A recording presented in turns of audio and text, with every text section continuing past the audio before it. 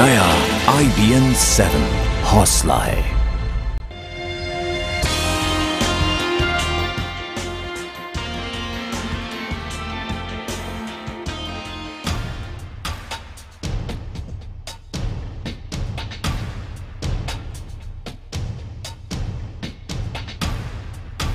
ये चेहरा पहचान का मोहताज नहीं है। यह है अमेरिका के लिए ओलंपिक गोल्ड विजेता ब्रूस जेनर।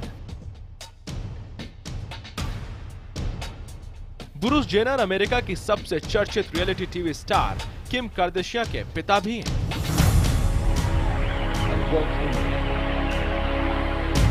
ब्रूस को जानने के बाद अब ये तस्वीर देखिए, पहचानिए ये कौन है। मशहूर मैगजीन वैनिटी फेयर के कवर पर इस तस्वीर के साथ छपा है कॉल मी कैटलिन।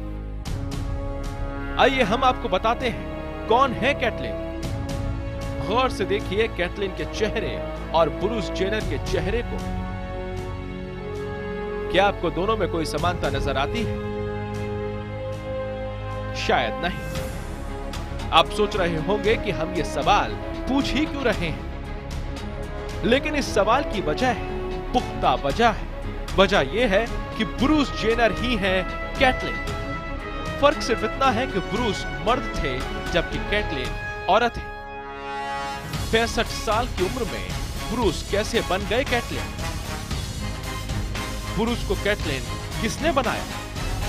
देखिए होश उड़ा देने वाली हैरत अंगेज कहानी, जब पापा बन गए मम्मी। कहानी कैटलिन की।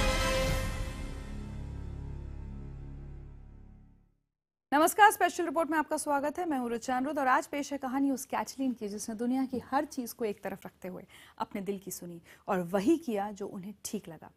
आप ही सोचिए, क्या ये किसी के लिए भी आसान होता कि वो ओलंपिक में जीता अपना सोना, अपना बनाया रिकॉर्ड, अपनी हासिल की हुई शोहरत और अपना बसा बसाया परिवार सब कुछ छोड़कर सिर्फ अपने वजूद की तलाश पर निकल पड़े।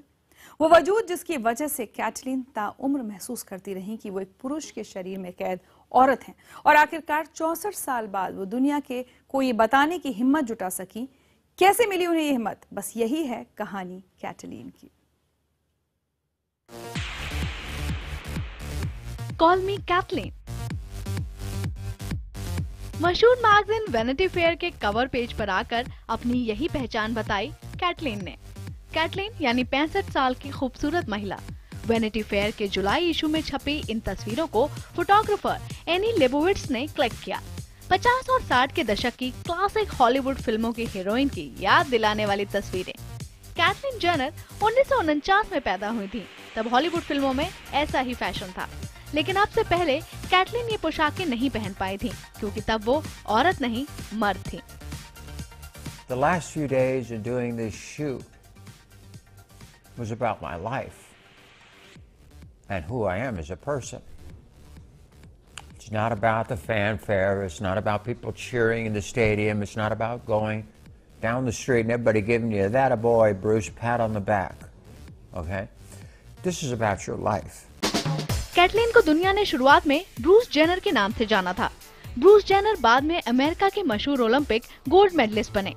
1976 में मॉन्ट्रियल ओलंपिक में ब्रूस ने डेकाथलॉन में गोल्ड मेडल जीता था। डेकाथलॉन यानी दौड़ कूद जैसे 10 खेलों को मिलाकर बना मुश्किल खेल, ताकत का असली इम्तिहान लेने वाला खेल। शीत युद्ध के दौर में सोवियत एथलीटों का दबदबा तोड़ते हुए जब ब्रूस ने डेकाथलॉन में स्वर्ण पदक जीता था तो उन्हें अमेरिका में वर्ल्ड ग्रेटेस्ट एथलीट कहा जाने लगा था। बाद में ब्रूस सफल कारोबारी, सफल वक्ता ही नहीं, सफल टेलीविजन हस्ती भी बने। ब्रूस अपनी पूर्व पत्नी क्रिस जेनर की मशहूर बेटियों के सबसे चर्चित reality show keeping up with Kardashian में शामिल होकर स्टार बन गए। फिर भी ब्रूस अधूरे थे क्योंकि उनके भीतर मर्द के शरीर में एक औरत की आत्मा तड़प रही थी। आखिरकार ब्रूस ने मर्द के जिस्म का पिंजड़ा तोड़ने का फैसला किया। 65 साल की उम्र में लिंग परिवर्तन कराकर वो बन गए एक खूबसूरत औरत कैटलिन। खूबसूरत बेटियों के पापा मम्मी बन चुके हैं। उनके इस कदम को बहुत से लोग साहसपूर्ण फैसला करार दे रहे हैं। I followed the story and I've talked to Bruce before he made the transition, and he's one of my heroes. I mean, he's just like, you know, all actors are frustrated athletes, and he was one of the greatest athletes of all time. I mean, he was so in touch with his male side. Now he's really in touch with his feminine side. लेकिन बहुत से लोग ऐसे भी हैं जो Caitlin के कदम को पब्लिसिटी का टोटका करार दे रहे हैं। विरोधी पुरुष के रूप में जीता गया कैटलिन का ओलंपिक मेडल छीन लेने की मांग कर रहे हैं, लेकिन समर्थकों ने कैटलिन को गिनीज बुक ऑफ रिकॉर्ड्स में जगह दिला दी है।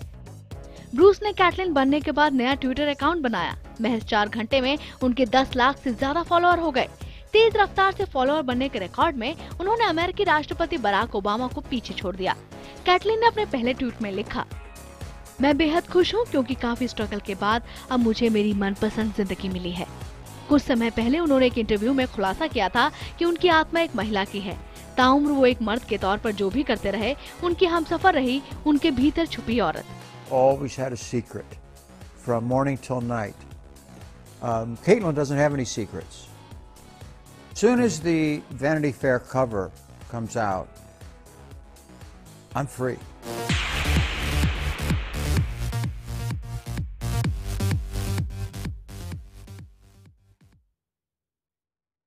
ब्रूस जेनर ने सबसे मुश्किल और ताकत का खेल समझे जाने वाले डेकाथलॉन जैसे खेल में ओलंपिक स्वर्ण पदक जीता था। जाहिर है शारीरिक ताकत के मामले में वो किसी से कमजोर नहीं थे, लेकिन सच ये भी है कि उनके भीतर एक औरत भी दौड़ती थी।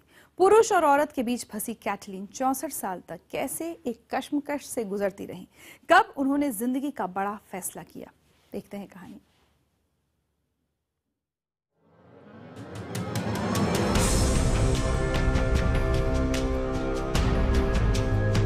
1968 में कैटलिन जब ब्रूस थी, स्कूली छात्र थी, तो ऐसी थी। नौजवानी के दिनों में ब्रूस टेनिस से लेकर हर तरह के खेल खेलते थे।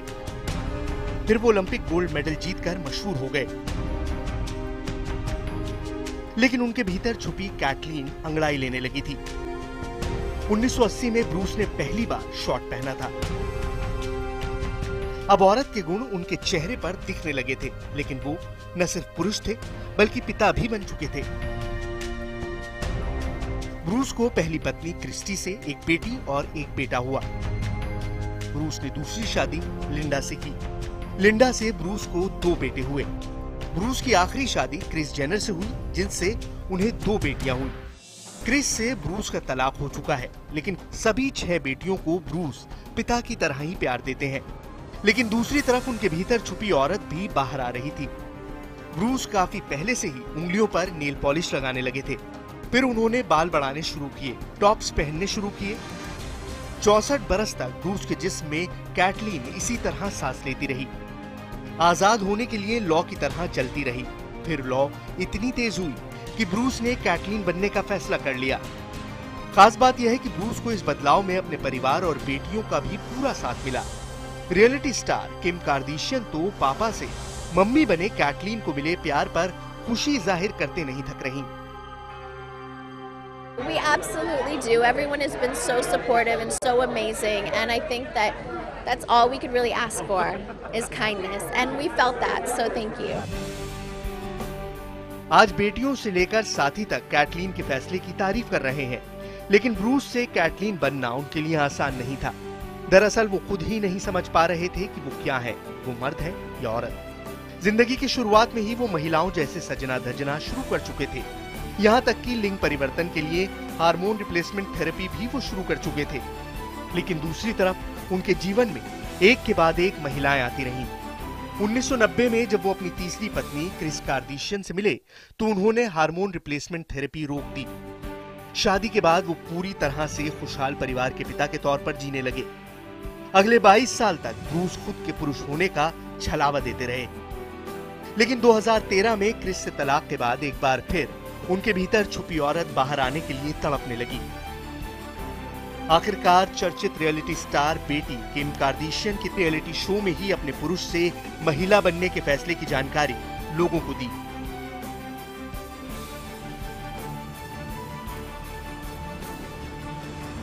Through the platform of reality television, which is quite often and for very many good reasons not given very much respect in the popular culture, is going to have the platform to show this intensely.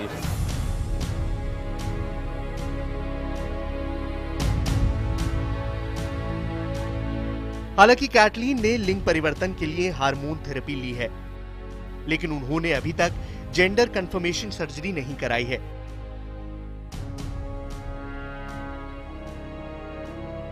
लेकिन 65 साल की उम्र में उन्होंने जिस तरह से अपने दिल की बात सुनकर उस पर अमल करने का फैसला किया है, वो सारी दुनिया में चर्चा का विषय बन चुका है।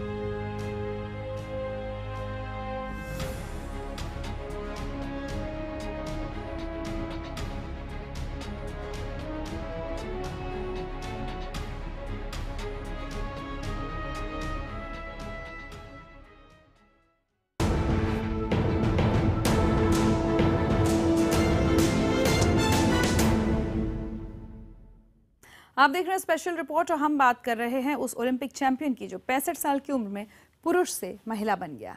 कैटलीन और उनके जैसे तमाम लोगों के लिए कुदरत की दी हुई पहचान को बदलना आसान नहीं होता है। इससे भी ज्यादा मुश्किल होता है दुनिया को अपनी नई पहचान के बारे में बता पाना। लेकिन अब लोग ऐसा करने से हिचक नहीं रहे हैं। ऐसे लोगों में दुनिया का वो पहला पापा भी है जिसके नाम बच्चे को जन्म देने का रिकॉर्ड गिनीज बुक में भी दर्ज है।